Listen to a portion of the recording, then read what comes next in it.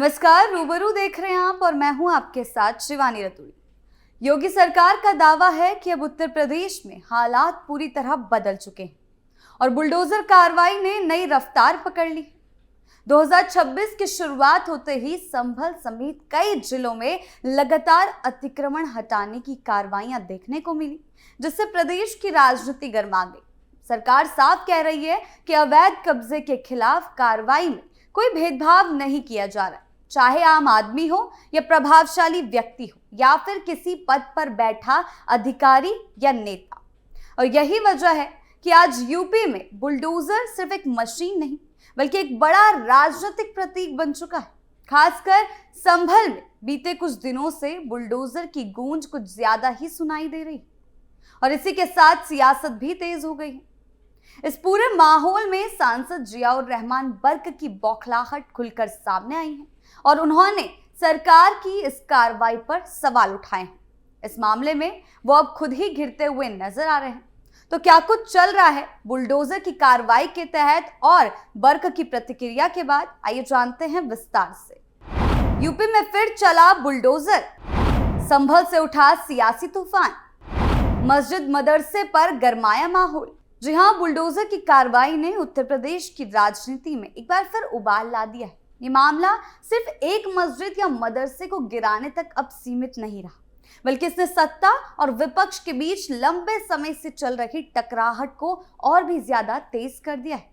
Samajwadi party के सांसद जियाउर रहमान बर्क ने इस कार्रवाई पर सवाल उठाते हुए कहा कि ये केवल स्थानीय प्रशासन की कार्रवाई नहीं बल्कि ये सरकार की उस सोच को दिखाती है जिसके तहत वो काम कर रही है। यानी कि विपक्ष का आरोप है कि सरकार कानून के नाम पर अपनी ताकत का गलत इस्तेमाल कर रही है, जबकि सरकार का साफ कहना है कि वो केवल अवैध कब्जे को हटा रही है और ये सब कानून के तहत हो रहा है।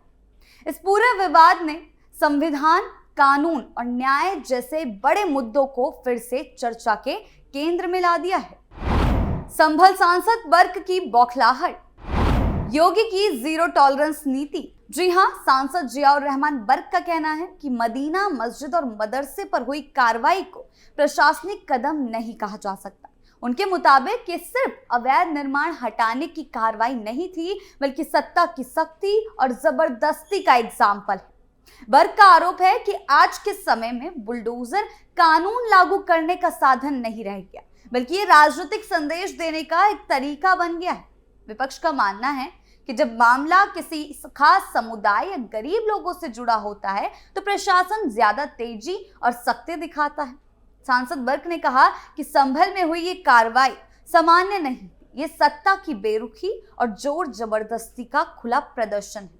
उन्होंने आरोप लगाया कि ये सुशासन नहीं बल्कि डर का शासन है। बताया है कि संभल के हाजीपुर में गरीबों के मकान बनाने के लिए जो भूमि को आवंटित किया गया था उस पर बनी मदीना मस्जिद और थाना असमौली के गांव राय बुजुर्गा में नवीन पर्ती की भूमि पर बनी गौसुलबरा मस्जिद के अवैध निर्माण को ध्वस्त किया गया। सांसद ने अपनी प्रतिक्रिया सोशल मीडिया प्लेटफॉर्म पर साझा की।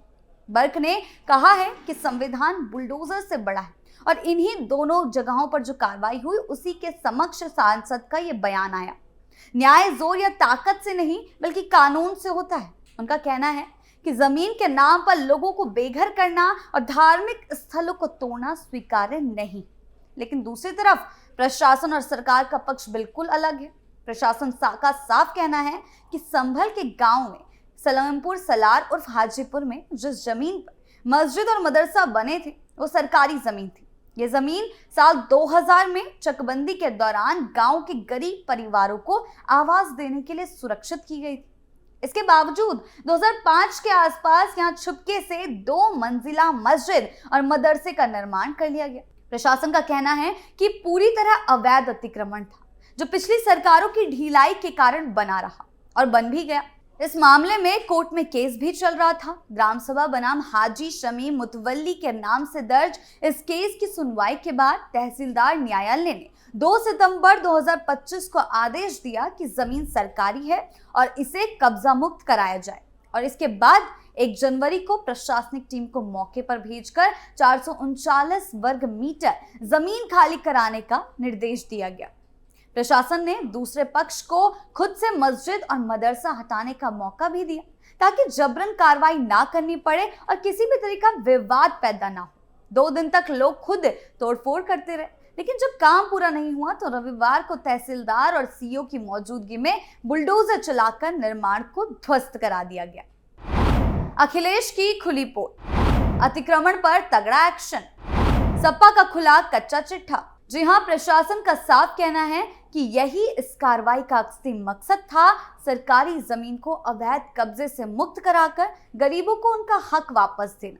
अधिकारियों का तर्क है कि अगर धार्मिक स्थल भी सरकारी जमीन पर अवैध रूप से बनाए गए हों तो कानून के अनुसार उन्हें हटाना जरूरी है और प्रक्रिया के तहत ही उन्हें हटाया जाएगा। पहले नोटिस दिया जाता है, खुद हटाने के लिए कहा जाता है, उसके बाद ही अंतिम में बुलडोजर कार्रवाई होती है। सरकार का साफ कहना है कि इस कार्रवाई को धार्मिक या राजनीतिक रंग देना गलत है।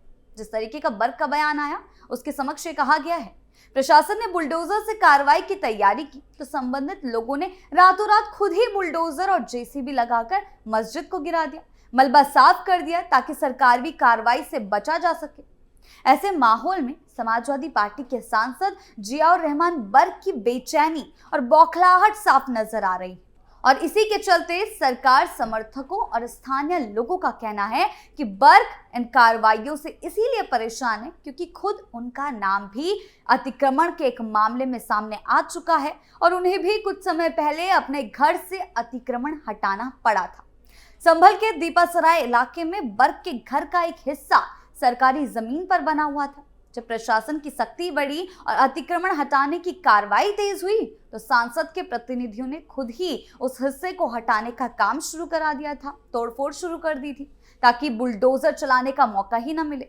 ये मामला संभल में चर्चा का बड़ा विषय भी बना था और स्थानीय लोगों का कहना है कि इससे साफ जाहिर होता है कि प्रशासन किसी के दबाव में नहीं है और कानून सबके लिए बराबर है, ना किसी पद के लिए और ना ही किसी धार्मिक के लिए, धार्मिक संस्था के लिए, चाहे वो आम आदमी हो या सांसद। अगर अतिक्रमण हुआ है तो उसे हटाया जाएगा। दीपासराय और आसपास के इलाकों के स्थानीय निवासियों का कहना था कि सरकार की ये सख्ती जरूरी थी। पिछली सरकारों के समय अतिक्रमण कार्यों को खुली छूट मिली हुई थी। दबंग लोग और माफिया गुंडागर्दी के बल पर गरीबों की जमीन पर कब्जा कर लेते थे और आम जनता को भारी परेशानी का सामना करना पड़ता था। लोग खुलकर कहते हैं कि अखिलेश यादव के शासनकाल में अतिक्रमणकारियों के हौसले बुलंद थे और कानून का डर ही दिखाई नहीं देता था। अब जब सरकार सख्ती से अवैध निर्माण हटा रही है तो वही लोग और अखिलेश के समर्थक या सांसद या नेता परेशान नजर आ रहे हैं और बर्क का ये बयान भी अखिलेश की उसी राजनीति को समर्थन देता दिखाई दे रहा है। बर्क की बौखलाहट भी इसी डर से जुड़ी हुई है, जब सरकार हर जगह बिना भेदभाव के कार्रवाई कर रही है, न धर्म देख रही है, न जाति और न पद देख रही है, तो उन्हें भी डर है कि आगे किसी तरह की और जांच या कार्रवाई ना हो जाए। और यही वजह है कि वो लगातार सरकार और प्रशासन पर सवाल उठा रहे हैं, डर बता रहे हैं बुलडोजर की कार्रवाई को और बुलडोजर कार्रवाई को गलत ठहराने की कोशिश कर रहे हैं। सरकार का मानना है कि ये विरोध कानून या संविधान के नाम पर नहीं है, हालांकि वो कानून और संविधान का नाम ले रहे हैं, बल्कि अपने निजी हित और डर के कारण किया जा रहा है। बार बार दिखाई देने वाली बर्क की बौखलाहट अखिलेश के शासन और उनकी कार्यशैली पर सवाल खड़े करती है। इससे ये समझ में आता है कि उनके शासनकाल में आम जनता की समस्याओं को प्राथमिकता नहीं दी गई, बल्कि सत्ता और निजी हितों को ज्यादा महत्व दिया गया। जब सरकार या प्रशासन कोई सख्त और जरूरी कार्रवाई करता है तो ऐसे लोग असहज हो जाते हैं और विरोध करने लगते हैं। ये उनकी मानसिकता को दर्शाता है कि वो जनहित के फैसलों से ज्यादा अपने राजनीतिक नुकसान को लेकर चिंतित रहते थे और अभी भी रहते हैं। अगर सच में जनता के बारे में सोचा गया होता तो आज ऐसी कार्रवाइयों से परेशानी नहीं होती, उनके शासन में कब्जाधारियों ने डेरा नहीं जमाया होता। इस तरह की प्रतिक्रिया ये साबित करती है कि पहले की सरकारों में आम लोगों की जरूरतों की अनदेखी की गई और अब जब जवाबदेही तय हो रही है तो बेचैनी साफ नजर आती है। सरकार पर सवाल उठाते हैं, शासन पर सवाल उठाते हैं, डर का शासन बताते हैं, लेकिन सरकार का साफ कहना है कि जीरो टॉलरेंस की नीति के तहत ये कार्रवाई लगातार यूं ही चलती रहेगी क्योंकि ये जनता के हित के लिए। कुल मिलाकर संभल में हो रही बुलडोजर कार्रवाई ने यह साफ कर दिया कि सरकार अब अतिक्रमण को लेकर किसी तरह की नरमी नहीं बरतने वाली। और यही वजह है कि जिन लोगों ने पहले सरकारी जमीन पर कब्जा कर रखा था या जिनका नाम ऐसे मामलों से जुड़ रहा था, वो सबसे ज्यादा बेचैन और नाराज नजर आ रहे हैं। बर्क की बयानबाजी, तीखी प्रतिक्रियाओं को भी इसी डर और बौखलाहट से जोड़कर देखा जा रहा है। स्थानीय लोगों का मानना है कि अगर कानून सच में सबके लिए बराबर है तो किसी को भी सरकार की कार्रवाई से घबराने की जरूरत नहीं होनी चाहिए। लेकिन जिनका डर लग रहा है, उनकी बेचैनी और बौखलाहट खुद ब खुद सामने आ जाती है और संभल का ये पूरा मामला उसी की झलक दिखा रहा है। आपकी इस बारे में क्या राय है, हमें कमेंट सेक्शन में जरूर बताएं। धन्यवाद।